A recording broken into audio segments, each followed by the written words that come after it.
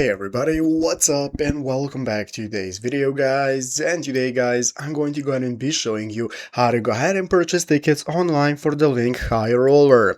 If you want to go ahead and skip all the annoying queues and long wait times, you can purchase the tickets using the first link you're going to see right here down in the description of this video. Once you go ahead and open up that link, it's going to take you to the official ticket platform right here from where we can get started. So what you can do first is click the check availability option to take a look at all the available dates we can purchase the tickets for. So here we have all the available dates. You can select, let's say, the 17th, after which is going to enable us to select what kind of tickets we want to get. Let's say one adult for us during daytime, after which we can go to the next page. It's going to take us to the experience page where you can see similar experiences. If you're not interested in them, just click no thanks and go to the personal details page. And this is where we can get started with filling out our personal info. So make sure to fill out your first name, last name, email address, and phone number correctly, after which we can go to the next page by clicking the next button. It's going to enable us to go to the payment method option from where we can select the payment method we want to use. So choose whichever one suits you the most. And once we have done so, you're going to go and be able to choose from Apple Pay, debit and credit card, or PayPal.